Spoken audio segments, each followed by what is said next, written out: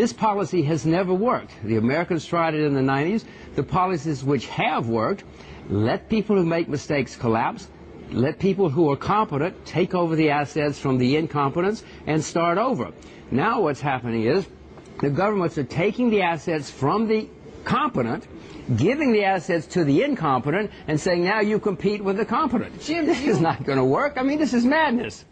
The madness started in 1989 when the government set the precedent of bailing out failed institutions. Since then, it has spiraled out of control. Now our government prints trillions to bail out all sorts of private corporations.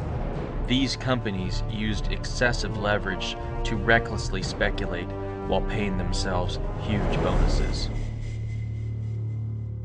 Since Obama was elected president, the Federal Reserve and U.S. Treasury bailout commitments have risen from $7.4 trillion to $14.2 trillion. $3.7 trillion has already been spent.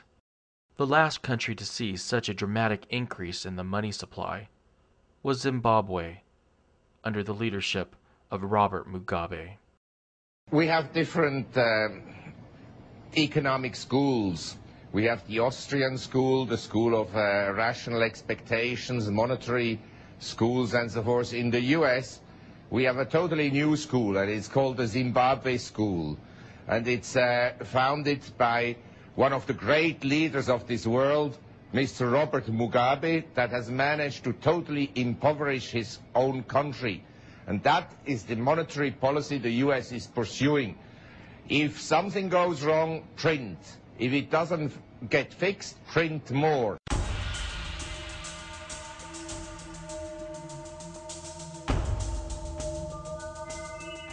In February of 2006, Robert Mugabe directed the Zimbabwe Reserve Bank to print $20.5 trillion to buy foreign currency to pay off IMF debt.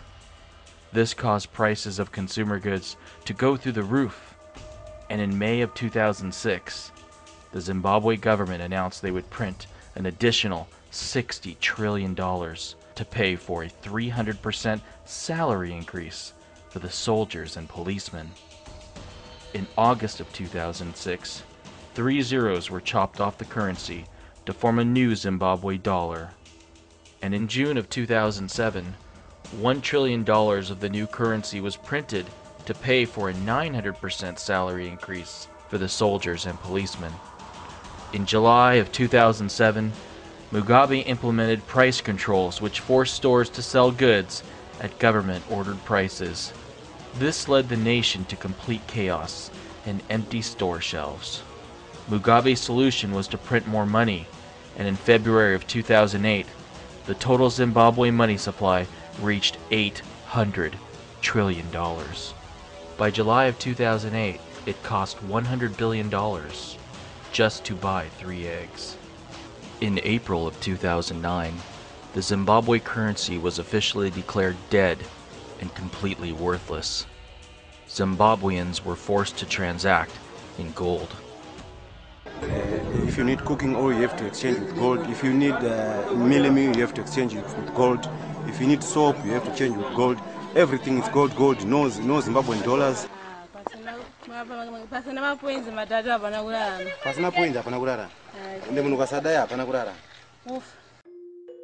Gold has been universally accepted as real money for thousands of years.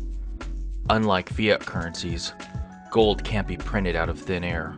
Gold is expensive to mine, and its supply will always be scarce. In 1980, the last time the United States had an inflationary crisis like the one we are rapidly approaching, gold prices surged to an inflation-adjusted high of $2,300 per ounce. Federal Reserve Chairman Paul Volcker was able to get inflation under control by raising interest rates to a high of 21.5%. Back then, we were the world's largest creditor nation. Today, we are the world's largest debtor nation with a national debt of $11.4 trillion. If the Federal Reserve is forced to raise interest rates up to 21.5% once again, just the interest on our national debt will be over $2.4 trillion per year. This is a death sentence for the American taxpayer.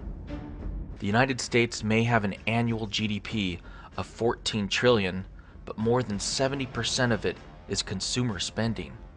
The only way it will be possible for the United States to pay off its debt is by monetizing it and effectively printing the money out of thin air. The national debt is not our only major problem. Unfunded liabilities for Social Security and Medicare and Medicaid are now $55 trillion. Up until now, the Social Security system has worked like a Ponzi scheme, not unlike the one that was run by Bernie Madoff. Americans with jobs are paying into Social Security to fund those who are receiving benefits. With the retirement of the baby boomers, the Social Security house of cards is coming to an end.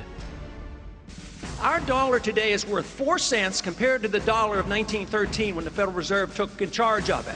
And if you don't deal with the dollar, there will be no retirement for anybody. We're going to have chaos. And that is why you have to cut spending. That's why we need a new foreign policy.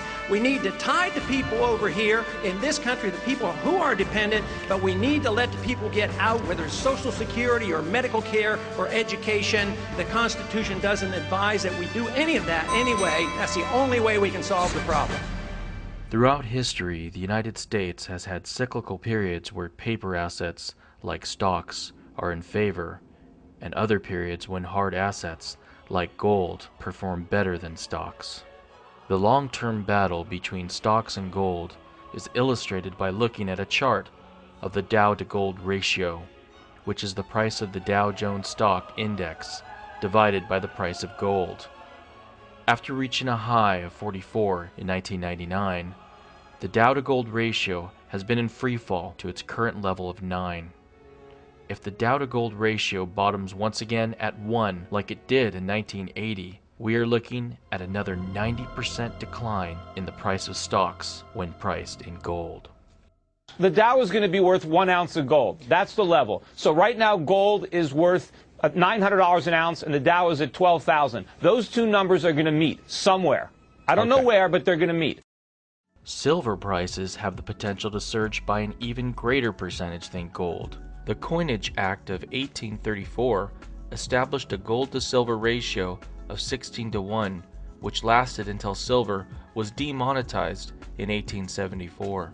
The gold to silver ratio is currently close to 70, which means silver is receiving almost no monetary premium. During periods of high inflation, the gold to silver ratio tends to move back to 16 as it did in 1980. Imagine if the Dow to gold ratio returns to 1 and the gold to silver ratio returns to 16 at the same time. If the Dow and gold met at the median of their current values, we'd be looking at $4,700 per ounce gold and $294 per ounce silver. That would represent a 2,000% increase in the price of silver from its current level of $14 per ounce.